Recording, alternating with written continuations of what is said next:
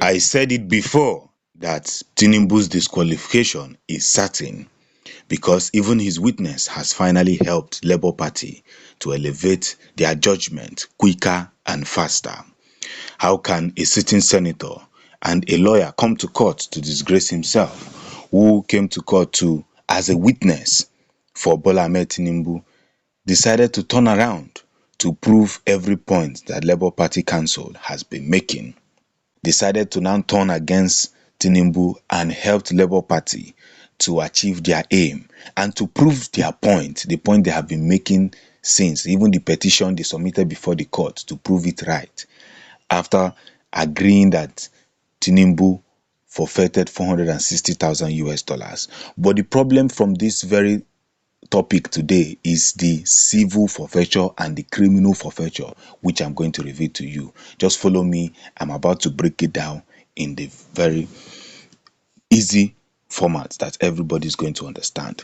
Now, after the judges accepted the European Union document, Dr. Uzo read to the court paragraph 6 of page 60 of the 2023 European Union election observers report, where it stated that many election results on the IREV were unreadable. He then asked the witness to read paragraph 17 from the ECOWAS election observers report he tendered as evidence. Remember, he tendered the ECOWAS report as evidence. He tendered the ECOWAS report as evidence. Then Uzoku asked him to now read from his own evidence that he tendered. This is where Uzoku turned his evidence against him. And the witness read out and then said he does not agree with what was written on it, thereby attributing that the crime that was committed in Enugu and the rest of them, he attributed it to IPOB. But how can he attribute those crimes to IPOB? Is he telling the court and those that are listening that the crimes that were committed in Lagos are equally committed by IPOB? The thugs that scattered everywhere in Lagos during the election was equally committed by the IPOB. The governorship election where some people were killed, injured, and traumatized was equally committed by the IPOB. These people are beginning to twist this case. They scatter everything. This is a primary school of John Lagos. Teddy. Dr. Livuku reminded him that he tendered this same document as evidence. So why does he not agree with what he just read? The witness replied that he only agrees with the conclusion, but not the statement he read. Dr. Levy went for the jugular by asking the witness if he has a license to practice law in the state of Illinois. The witness said he has a license to practice federal law in the US, but the lawyer fired back, asking him to answer the question and not waste his time.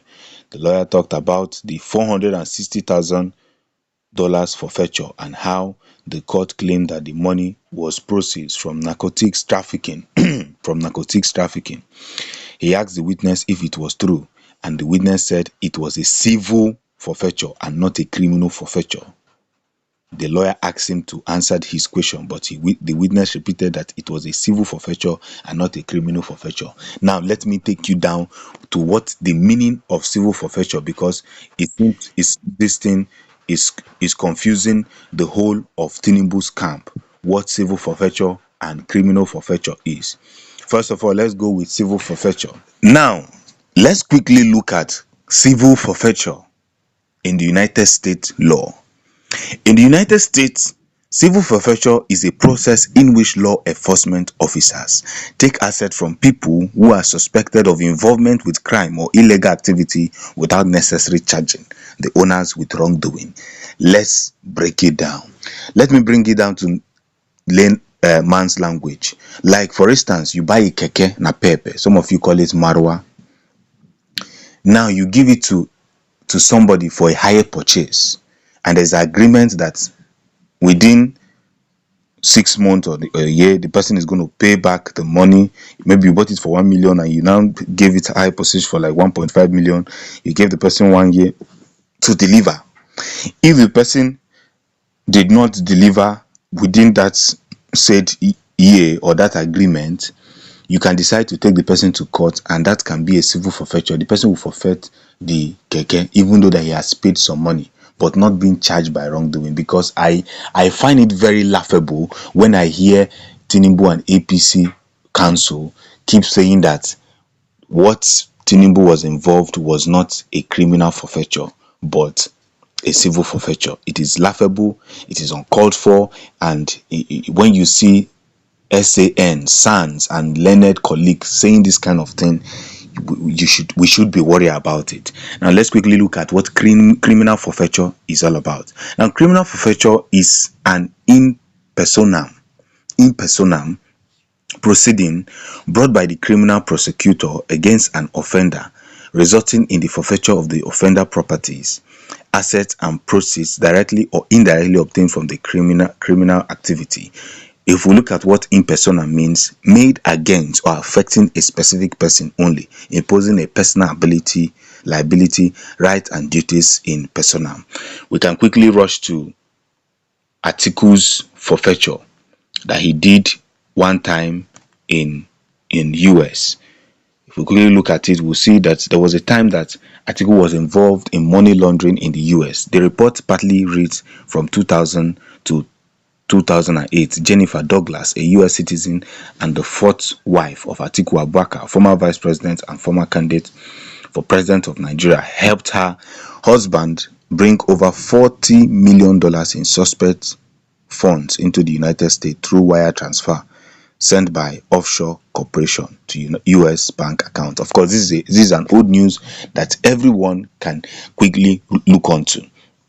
He had to forfeit millions of dollars that would have used in development of Nigeria. I don't want to go into it and I don't want to read much things about it. But where a man who was involved in a drug case, a cocaine case, we're talking about a drug dealer who was involved in a case, and somebody is saying that is coming out, Femi Fani-Kayode and his brother is saying that it was not him that was involved, it was his account. So it's a civil forfeiture. Let's get this thing correct.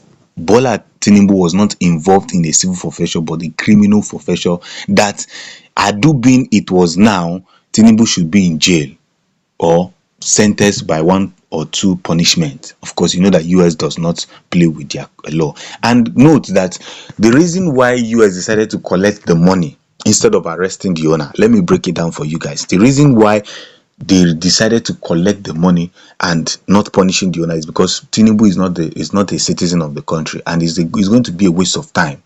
US is more interested in their own interest. They are more interested in what they will benefit from you, as long as you don't destroy their country, as long as you don't destroy their community. If you like, in your own country, vote a criminal, vote a terrorist, vote whatever you want to vote. For some of you that will keep crying to the US to come and help you fight terrorism, fight this thing, they're not actually, it's not actually in their own interest, as long as those terrorism is not affecting their own citizen.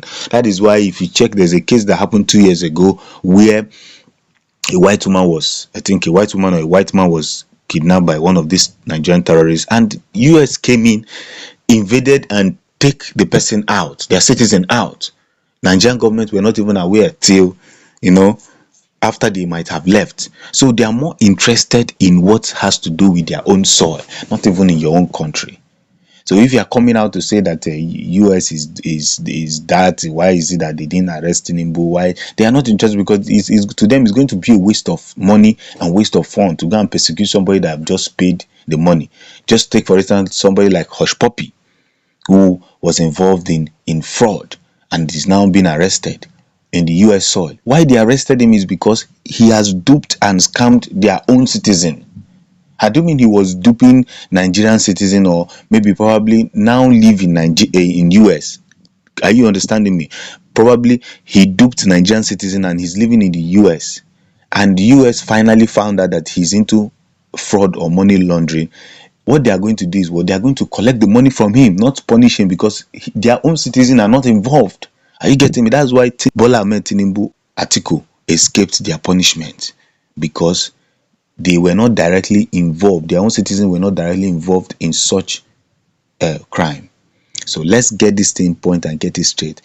Tinubu will be disqualified, and if Tinubu is not disqualified, I am telling you, Nigeria is going to be like Somalia. Nigeria is going to be like Afghanistan. Nigeria is going to be like a country without a lord or a ship without a captain. It's going to be very terrible, and we need to do and fix this thing. Thanks for supporting the Future News. I will see you next in our video. Peace. Election Tribunal